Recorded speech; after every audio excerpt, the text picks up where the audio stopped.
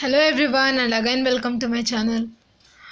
आज मैं आपको क्लास 11th एनसीईआरटी का chapter cell the unit of life पढ़ाने वाली हूँ, वो भी बहुत ही इजी एंड इंटरेस्टिंग वे में, जिससे आप सबको समझ में आ जाएगा and you will be able to do any bit from this chapter.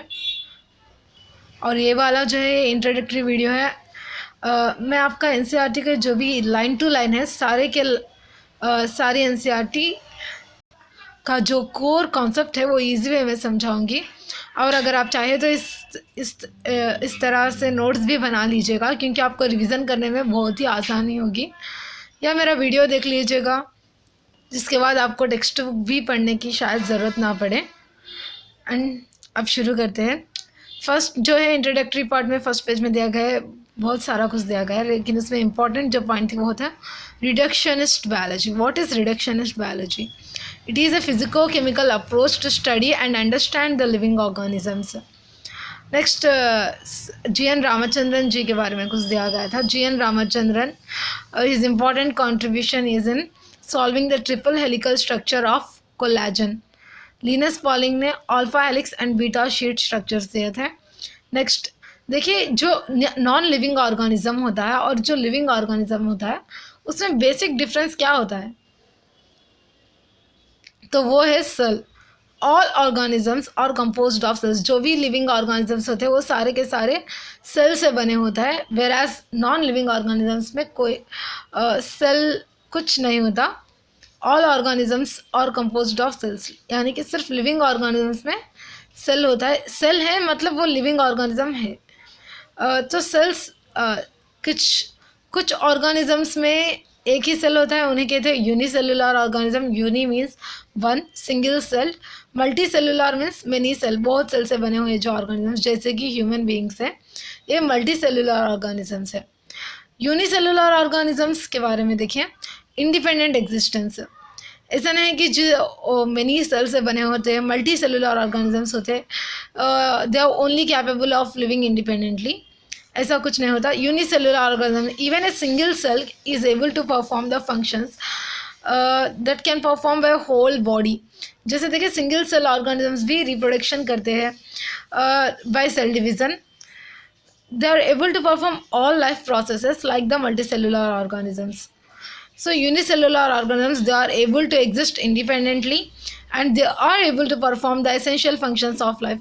जो भी essential functions होते हैं लाइफ के, जैसे कि सिंगल सेल भी जो बेसिक प्रोसेसेस होते हैं लाइफ के, वो सारे परफॉर्म करता है, जैसे कि digestion, excretion, reproduction.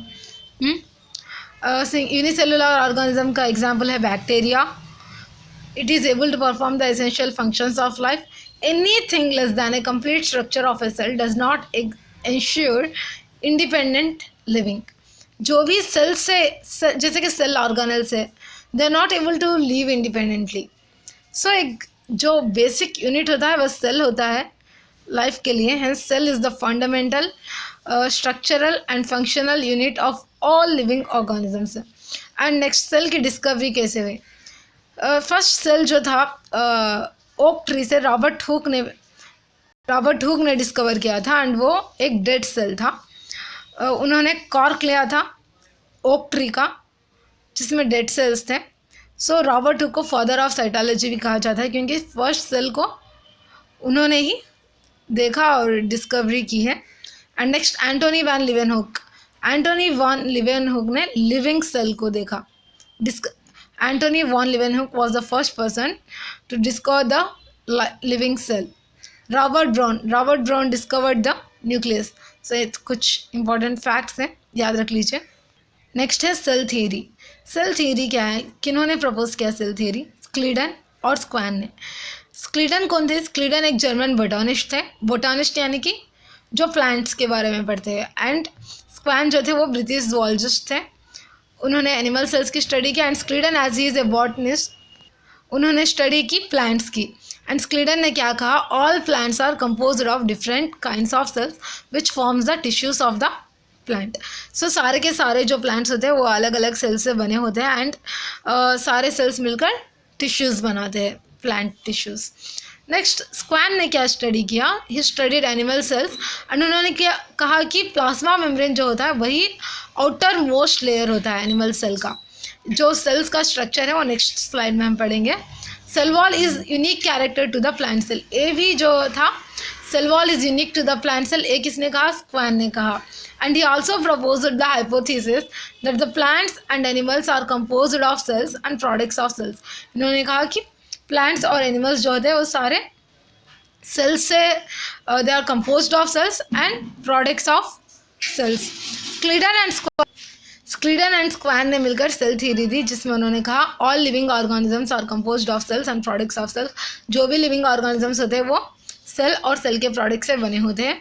But they did not explain how new cells are form, नए सेल्स कैसे बनते हैं, इस क्लीडन एंड स्क्वैन ने नहीं एक्सप्लेन किया। It was explain by Rudolf Virchow and he had given the cell theory a final shape.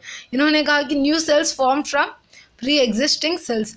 इस theory को कहते हैं ऑमनिस सेलुलाए सेलुला, यानी कि नए सेल्स जो होते हैं वो पहले जो सेल्स होते हैं उन्हीं से बनते हैं। New cells form from pre existing cells, इसे कहते हैं omnis cellula e cellula and it is given by Rudolf Virchow. Next है an overview of the cell. Overview, सारा का सारा सेल कैसा है, उसका बेसिक स्ट्रक्चर क्या है, what are the different kinds of cell, वो सारा इंट्रोडक्शन हम इसमें पढ़ेंगे। देखिए 2 टाइप्स ऑफ सेल होते हैं, एक होता है यूकैरियोटिक सेल एंड दूसरा होता है प्रोकैरियोटिक सेल। देखिए कैरियन का मतलब होता है न्यूक्लियस, यूकैरियोटिक मतलब ट्रू न्यूक्लियस, जिसमें nucleus surrounded by nuclear membrane होता है, न्यूक्लियस के अतराफ न्यूक्लियर मेम्ब्रेन होता है, उसे कहते हैं eukaryotic cells. And prokaryotic cells में ऐसा कोई न्यूक्लियर मेम्ब्रेन नहीं होता, इसमें ट्रू न्यूक्लियस नहीं होता, इसे न्यूक्लियाइड कहते हैं। बस कुछ डेंस स्ट्रक्चर होता है सेल में, उसे न्यूक्लियाइड। प्रोकैरियोटिक सेल में होता है न्यूक्लियोइड। देखिए मैंने यूकैरियोटिक सेल में 2 टाइप्स ऑफ सेल्स होते हैं basically, plant cell and animal cell. देखिए प्लांट सेल में मैंने ऐसे 2 लेयर्स डाले हैं। ये क्या है, जो बाहर वाला है वो है सेल वॉल। प्लांट सेल में जो आउटर लेयर होता है वो सेल वॉल होता है एंड एनिमल सेल में सेल वॉल ऐसा कुछ भी नहीं होता। प्लांट सेल का आउटर मोस्ट लेयर क्या होता है, cell wall, and animal cell का आउटर मोस्ट पार्ट क्या होता है, सेल मेम्ब्रेन, यानी कि प्लाज्मा मेम्ब्रेन। नेक्स्ट देखिए गोल्गी कॉम्प्लेक्स होता है, इसमें एंडोप्लाज्मिक रेटिकुलम आपको देखने को मिल रहा है। जो भी आप प्लांट सेल में देख रहे हो सारे के सारे एनिमल सेल में भी आपको दिख रहे हैं, एक्सेप्ट कि सेंट्रियोल नहीं दिख रहा है आपको और सेल वॉल भी नहीं दिख रहा है। देखिए न्यूक्लियस जो होता है, न्यूक्लियस के अंदर क्रोमोसोम्स होते हैं, चाहे वो प्लांट का हो या एनिमल का, एंड क्रोमोसोम में होता है डीएनए। नेक्स्ट प्रोकैरियोटिक सेल में आप देखिए सेल वॉल होता है, सेल मेम्ब्रेन होता है, साइटोप्लाज्म। ऑल सेल्स में they are filled by a fluid semi fluid matrix called cytoplasm and it is the main arena of cellular activities. Various chemical reactions occur in it to keep the cell in the living state. तो जो cytoplasm होता है उसमें कई chemical reactions चलते हैं जिसकी वजह से एक सेल लिविंग होता है। नेक्स्ट यूकैरियोटिक और प्रोकैरियोटिक सेल के बेसिक डिफरेंसेस पढ़ते हैं। यूकैरियोटिक सेल है true nucleus, it is surrounded by nuclear membrane, whereas prokaryotic cell जैसे कि बैक्टीरिया में ऐसा कुछ भी नहीं होता, न्यूक्लियाइड होता है।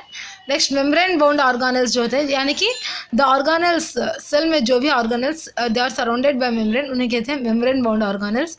दे are present in eukaryotic cells but are absent in prokaryotic cells. Membrane bound organelles जैसे कि endoplasmic reticulum, mitochondria, lysosomes, Golgi complex, microbodies, vacuoles, ये सारे के सारे आपको यूकैरियोटिक सेल में देखने को मिलते हैं, पर प्रोकैरियोटिक सेल में सारे मेम्ब्रेन बाउंड ऑर्गेनेल्स एब्सेंट होते हैं। देखिए नॉन मेम्ब्रेन बाउंड ऑर्गेनेल्स या सिर्फ एक ही नॉन ऑर्गेनेल्स जो है वो बहुत प्रोकैरियोटिक सेल में भी पाए जाते हैं एंड यूकैरियोटिक सेल में भी पाए जाते हैं।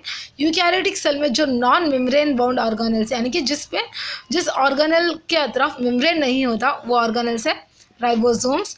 Ribosomes are the non membrane bound organelles, they are found in both eukaryotic cells as well as in prokaryotic cells. Ribosomes कहाँ होते हैं, यूकैरियोटिक सेल के साइटोप्लाज्म में होते हैं, अगर प्लांट हो तो क्लोरोप्लास्ट में भी होते हैं, माइटोकॉन्ड्रिया में राइबोसोम्स दिखते हैं आपको, रफ एंडोप्लाज्मिक रेटिकुलम में भी आपको राइबोसोम्स देखने को मिलते हैं। देखिए non membrane bound organelles eukaryotic cells में सिर्फ 2 है, एक राइबोसोम्स है जो प्लांट सेल में भी देखने को मिलता है आपको, एनिमल सेल में भी देखने को मिलता है, एंड एक है एनिमल सेल में सिर्फ एनिमल सेल में देखने को मिलता है नॉन मेम्ब्रेन बाउंड ऑर्गेनेल, यानी कि जिसके तरफ मेम्ब्रेन नहीं होता, वह है सेंट्रियोल। और ए स्ट्रक्चर सेंट्रीओल ऑब्सेंट होता है प्रोकैरियोटिक सेल में। प्रोकैरियोटिक सेल में एक ऐसा स्ट्रक्चर बताए जो यूकैरियोटिक सेल में भी पाया जाता है, तो वो है राइबोसोम। एक ऑर्गेनेल बताए जो यूकैरियोटिक सेल में भी पाया जाता है, तो वह है ribosome. It is the non membrane bound organelle which is found in both prokaryotic cells and the eukaryotic cell. Next देखिए centriole. Centriole it is a non membrane bound organelle है, ये सिर्फ एनिमल सेल्स में पाया जाता है and it helps in cell division. Next cell size. Cells की different sizes होते हैं। द स्मॉलेस्ट सेल देखिए माइकोप्लाज्मा, वेरी इंपॉर्टेंट एमसीक्यू बन सकता है। 0.3 माइक्रोमीटर होता है इसका length. And next bacteria size है 3 to 5 micrometer. Ostrich egg largest cell, ostrich एक लार्जेस्ट सेल है एंड इसका साइज है 7 माइक्रोमीटर। नर्व सेल्स होते हैं वो लॉन्गेस्ट होते हैं and ostrich egg is the largest cell. Next cell shape. Cell shape vary करता है उसके फंक्शन को पकड़कर। It depends on the function of the cell. It may be disc like, polygonal, columnar, cuboid, thread like और irregular. So यहाँ पर हमारा सारा इंट्रोडक्टरी पार्ट जो है 8.1, 8.2, 8.3 एंड ओवरव्यू ऑफ सेल तक ख़त्म होता है। एंड नेक्स्ट वीडियो में हम प्रोकैरियोटिक सेल के बारे में डिटेल्स से पढ़ेंगे। इसी तरह मैं हर एक टॉपिक के बारे में वीडियो बनाऊंगी। एंड हाँ, अगर आपको ये वीडियो पसंद आया हो तो सब्सक्राइब कीजिए एंड शेयर कीजिए अपने फ्रेंड्स के साथ। That's it.